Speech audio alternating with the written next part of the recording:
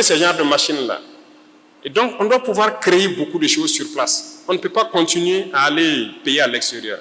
Même le ministre de l'Agriculture, il n'est pas là. Je l'ai dit l'année passée, on a passé le marché d'un certain nombre d'articles qu'on a, le matériel agricole. It begins not with a bullet, but with a sentence. Shoot them in the leg, said President William Ruto. A command wrapped in moderation, a phrase delivered in a calm voice, a weapon disguised as policy. But Kenya heard it loud and clear. A 19-year-old Rex Masamarking unarmed, demanding dignity, was shot and bled to death on a Nairobi street.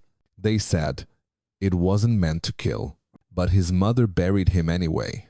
This is more than tragedy. It is a blueprint, a doctrine, a warning. And for Africa's elders who remember Sharpeville, who remember Salmathis, feels hauntingly familiar, because when a state learns to kill with polite language, when democracy becomes a gun in a velvet glove, the real danger is not the bullet hits, the silence that follows. The International Criminal Court once pursued William Ruto, then paused, not because he was innocent, but because witnesses vanished. But memory doesn't vanish, and justice doesn't forget. Stay with us, because this isn't just another story. It's the kind our ancestors whispered about in chains. It's the kind we must now say out loud. Subscribe for a future where Africa bows to no one. It was framed as restraint. Shoot them in the leg, not to kill. President William Ruto declared. The words floated through microphones with the softness of diplomacy. Measured, moderate, reasonable. But the bullets didn't get the memo. 2 days later, 19-year-old Rex Masai lay lifeless on the street. He had been marching peacefully against unjust taxation genes on placard in hand, future intact, and 5 minutes later, he was gone. They called it a controlled shot, a non-lethal tactic. But ask any trauma surgeon, any battlefield medic. A bullet to the thigh is a gamble with God. The femoral artery, once ruptured, drains the body in minutes. You don't walk that off. You don't survive it without swift, expert care. Rex Masai got neither. And so, the story shifted. From shoot to disperse to shoot to silence. Because a leg wound isn't just a wound, it's plausible deniability in action. In courtrooms, it's strategic. In media, it's soft. But in the streets, it's still deadly. And the question hangs heavy in the Nairobi air. What kind of republic offers bullets as a response to protest? When did marching for dignity become a crime worthy of execution? In Parliament, a lone voice rose. How can you tell people to shoot in the leg? As if people don't die from gunshot wounds. The room fell silent. Nods followed. Murmurs filled the air. No answer came. But the message was already clear. This wasn't about control. It was about fear. It was about reminding a generation that resistance carries a price. It was about teaching young black Kenyans the same lesson young black Americans were taught in Selma and Birmingham. You may march, but don't you dare dream too loudly. Ruto's defenders claimed he meant no harm, that it was a slip, that context mattered. But when words echo through a police radio and end in blood, intention becomes irrelevant. What matters is this. A command was given. A trigger was pulled. A child died. And the pattern didn't stop there. Shoot in the leg became code. For hurt them, but leave no mark. For punish them, but keep the cameras clean. For make an example, quietly, the police obeyed because they understood. Every officer knows what the femoral artery is. Every soldier is briefed on how easily a leg shot becomes a fatal one. Every president is told the same. Ruto knew. He rolled the dice, and Rex paid the price. The government called it unfortunate, but that word doesn't comfort a grieving mother. It doesn't wash the blood from the asphalt. It doesn't erase the fact that protest, once sacred in a democracy, has now been criminalized with clinical precision International law is not silent on this. The Rome Statute Article 7 defines systematic attacks on civilians as crimes against humanity, not because of scale alone, but because of intent and repetition. And in Kenya, repetition is not in question. Rex Masai is one name. Albert Ojwang is another. There are more unspoken, undocumented, still bleeding in memory. So we ask again, what kind of leadership tells its police to aim low, knowing full well it can still kill? What kind of government sells pain as policy? What kind of president offers bullets wrapped in euphemism? This isn't restraint, it's refinement. Violence refined to look lawful, to sound merciful, to pass the evening news, unchallenged. But for those who've buried sons, who've held lifeless hands, who've scrubbed dried blood from school shoes, there's nothing refined about it. It is brutality, rehearsed. It is strategy, disguised. It is execution, made palatably. This isn't just Kenya's problem. It is Africa's reckoning. It is our reminder that freedom remains unfinished. It began with a whisper, a chant from the streets. No taxation without dignity. But by the end of the year, that whisper had become a national roar, stretching from Kisumu to Nairobi, from Mombasa to Eldoret. What began as a civic outcry over punitive fuel prices and regressive levies soon spiraled into a blood-stained reckoning. The tear gas came first, then the water cannons, then bullets. In 2024 alone, 50 citizens lost their lives during confrontations with security forces. Most were under 30, students, vendors, farmers. Their crime? Refusing to carry the burden of a budget that served the elite while strangling the working class. And still, the state called it isolated excess. But the grave said otherwise. Among the dead was Albert Ojwang, a 26-year-old blogger whose platform, Budget Unmasked, exposed classified documents between Kenya's treasury and foreign consultants. He asked uncomfortable questions about why sanitary pads were taxed while golf carts weren't, about why luxury imports were untouched, while staple foods climbed in price. Albert gave numbers. He named names. He held receipts. And for that, he was detained. Days later, he was dead. The government said medical complications. But eyewitnesses told a different story. Bruises, screams behind metal doors, midnight transfers. There was no autopsy, no charges, just silence. Since when did spreadsheets become reasons to silence voices? Since when did budgetary oversight carry a death sentence? Then came Saba Saba Day, the 7th of July, 2025, once the sacred date in Kenya's fight for democracy, now a stain. The streets brimmed with hope, placards, chants, drums, youth marching beside elders, women singing freedom songs, civil society walking in unity. Their demand: revise the budget, respect the people. By sundown, 31 lay dead, shot, trampled, disappeared. Police trucks rolled like war machines through alleys. Live footage flooded TikTok and Telegram, bodies bleeding on pavement. Women shielding children. Voices screaming names into smoke. The government called it regrettable, but the people called it what it was: a massacre. Amnesty International's July 2025 report recorded over 100 civilian deaths linked to tax-related protests in the previous 12 months. Their language was cold, clinical, excessive force, pattern of suppression, systemic failure. But behind each phrase was a funeral. Behind every statistic, a mother clutching a folded shirt. This wasn't chaos. It was choreography. Every wave of taxation triggered a wave of protest. Every protest met with state-sanctioned force. Every death explained away. But the numbers do not lie, nor do the freshly dug graves. And still, Parliament debated budget lines as if they weren't written in blood. Still, ministers smiled, as if the cost was only fiscal. One MP, in a rare moment of courage, stood and said, "Democracy does not come with disclaimers. It cannot be suspended when it's inconvenient." But most looked away. Most stayed silent. In Kenya, budget policy no longer reflects economic priorities. It reflects a doctrine: protect the powerful, punish the poor. So the question is not how this happened. It is, why was it allowed to happen again? And what kind of republic calculates pain into its fiscal policy? Albert Ojwang warned us. He called it economic warfare, dressed in parliamentary robes.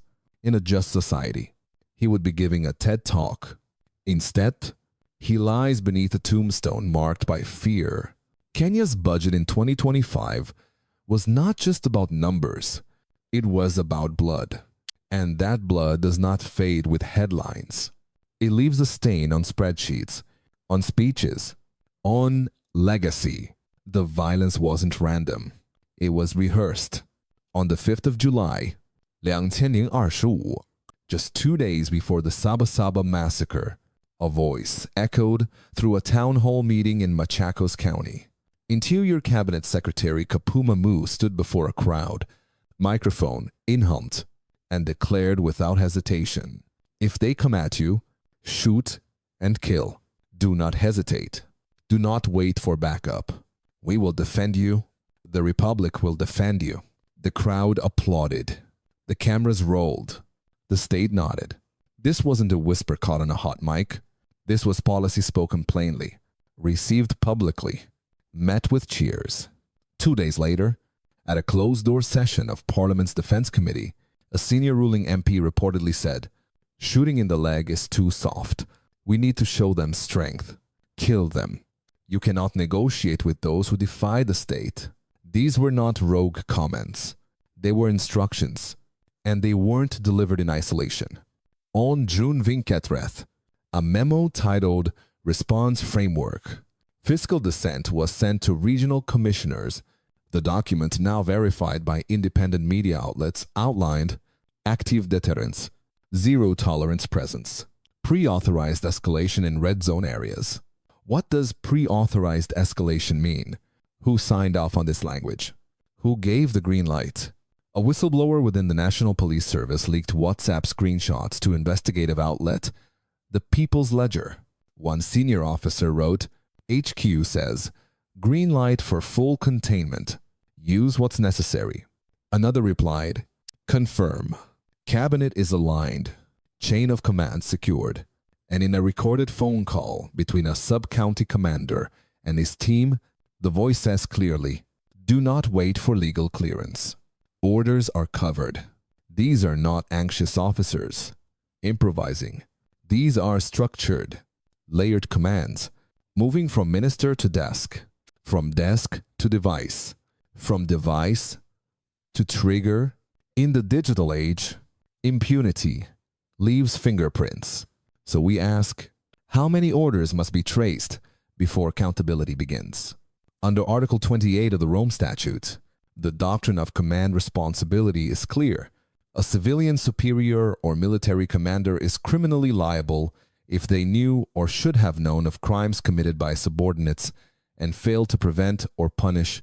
That is how Charles Taylor fell in Liberia. That is how Sudan's Omar al-Bashir became a fugitive. And that is how Captain Ibrahim's latest news has become a symbol of accountability in West Africa. Burkina Faso latest news reminds us, even revolutionary leaders are not above law. Ruto's defenders say he never signed an explicit kill order.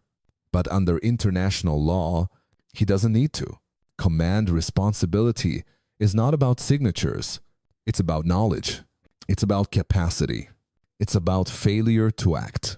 When Kapuma Mu told officers to shoot and kill, he crossed the threshold from rhetoric to authorization. When the Defense Committee chair dismissed restraint as weakness, he transformed opinion into policy. If a government speaks in the language of escalation, why are we surprised? When the streets echo with screams, the ICC does not require sensational expose. It builds its case with documents, leaks, memos, witnesses, and Kenya has provided them all in command centers, in regional offices. In encrypted group chats, the trail of authority is undeniable. Every WhatsApp thread, every leaked voice note, every directive. Each one traces a map of culpability. And this time, there's no fog. There are no shadows. The command to shoot wasn't just received, it was broadcast. If you believe this is what Africa needed all along, say amen in the comments below. In the theater of international justice, irony sometimes plays the lead role. Karim Khan, once the lead defense counsel for William Ruto, now holds the scales of justice as chief prosecutor of the International Criminal Court. The same man who once stood beside Ruto is now the one with the power to indict him. In legal circles, they call it irony. Across Africa, we call it unfinished business. Ruto's ICC file from the 2007-2008 post-election violence remains open. Not closed, vacated, not dismissed. Over 1,000 people were killed, hundreds of thousands displaced, entire communities erased, and the evidence mounted. Eyewitnesses, video footage, patterns of orchestration. But as the trial neared its final act, a chilling silence took over. Witnesses vanished, some recanted, some disappeared, others were found dead. The ICC called it obstruction. Kenya called it an uncooperative environment. In 2016, the case was suspended, not because Ruto was cleared, but because justice could not proceed. It was not closure, it was delay. Now, in 2025, the question arises again. Will justice resume where it paused? This time, the evidence is digital, geotagged, time-stamped, stored in clouds. No fire can burn. There are no missing tapes. There are no forgotten names. There are no erased emails. And this time, there's a face the world already knows. Rex Masai, shot for marching. Albert Ojwang, killed for blogging. Dozens of others disappeared for speaking. Each name adds weight to a file, once too light to stand trial. And so the world watches. Will Karim Khan, once Ruto's defender, now finish what justice began? Will proximity to the past make him hesitate? Or will the ghosts of Eldoret and Kisumu drive him forward? We know what the Rome Statute demands. Under Article 27, no. Sitting head of state is immune. Not Umar al-Bashir. Not Gaddafi. Not Ruto. International justice moves slowly, but it does not forget. In Nairobi, government officials downplay the violence. In The Hague, investigators are cross-referencing names, dates, memos, and deaths. Every WhatsApp leak, every budget protest, every live-streamed shooting, it all accumulates. Even Captain Ibrahim, hailed for military discipline in the Sahel, faces scrutiny. Captain Ibrahim, latest news echoes that no one stands above accountability. And in Burkina Faso, where the people's cry reshaped leadership, the world saw what happens when repression is exposed. Burkina Faso latest news reminds us that truth travels fast. Kenya now stands on the cusp of history, a fork in the road. Will it choose the path of prosecution, of truth, of reckoning, or will it circle back into impunity, into whispers, into erased files? Karim Khan may now ask what he once defended against, and Ruto must now answer what he once escaped.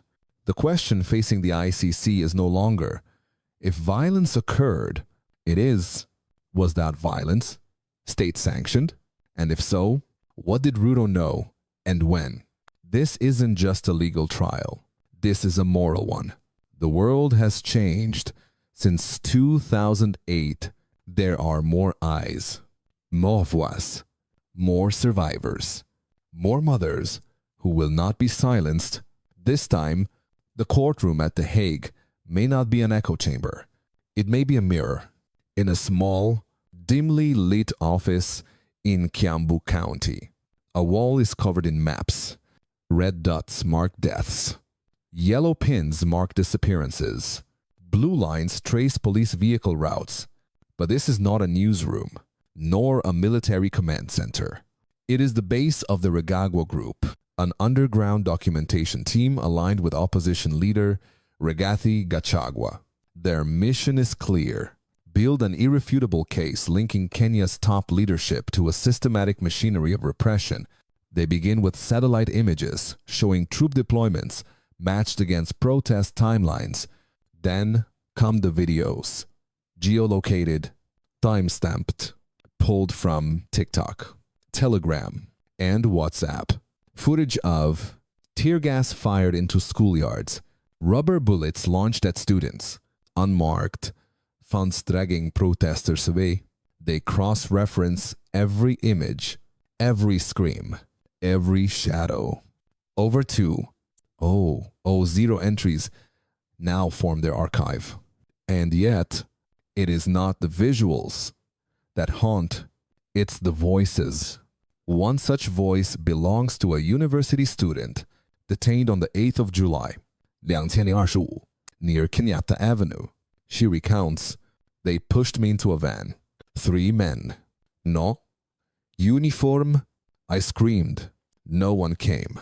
Held in what she describes as a windowless warehouse. She was blindfolded, handcuffed, denied food for days. I could hear others crying, screaming.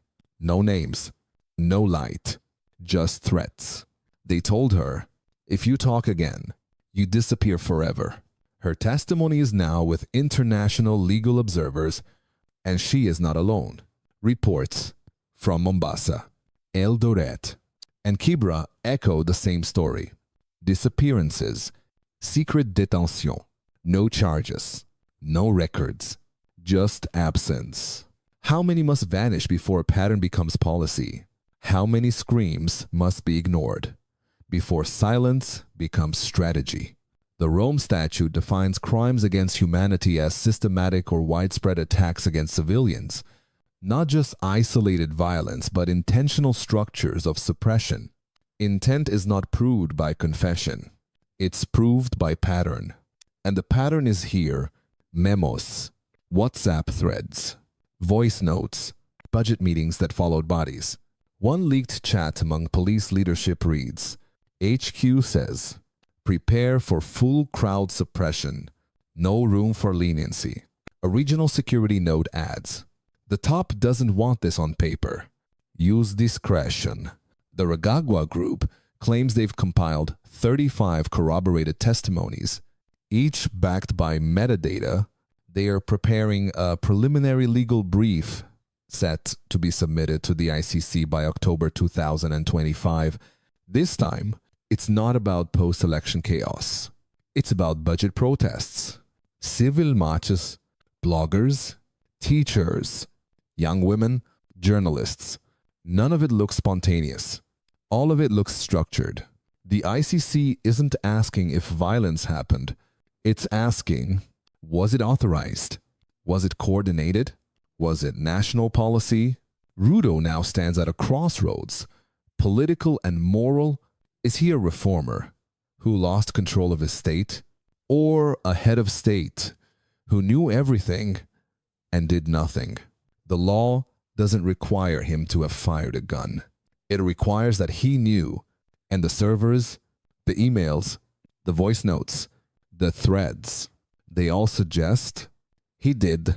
If the ICC accepts this brief, it may reopen Ruto's case, not for what happened in 2008, but for what unfolded in 2025. The courtroom in The Hague will no longer be haunted by vanished witnesses. This time, the witnesses have phones, they have cloud backups, they have courage. The era of disappearing files is over. Now begins the era of reckoning. Rex Masai was 19. He marched for fairness. He died from a bullet that was meant to silence. But instead, his name has become a thunderclap echoing across Kenya and beyond. Albert Ojwang was 26. He exposed secrets with spreadsheets.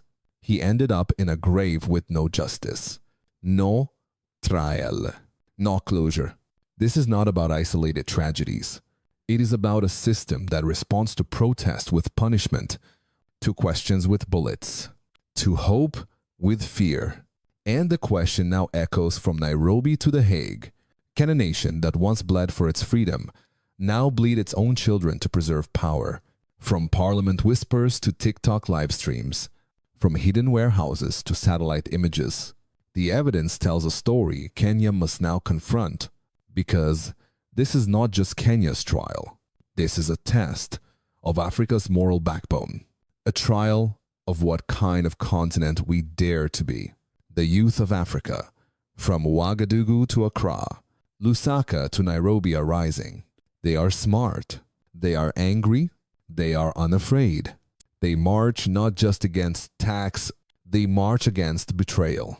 And if Kenya chooses bullets over ballots again, the world must no longer look away. Because international justice is not optional. It is not symbolic. It is necessary. The Rome Statute is clear. No leader is above the law. Not in Khartoum, not in Kampala, not in Nairobi. We don't speak for revenge. We speak for truth. For the boys in jeans, for the girls with notebooks, for the mothers whose hands still tremble. So if this story moved something in your chest, don't scroll past, like, share, speak, subscribe, because they hit our history long enough. Let's speak our future out loud. Thank you for being here. We'll see you in the next story, the kind they still don't want you to hear. Captain Ibrahim, latest news. Captain Ibrahim, latest news. Burkina Faso, latest news. New Africa. Type it below. Let them know we are not silent anymore.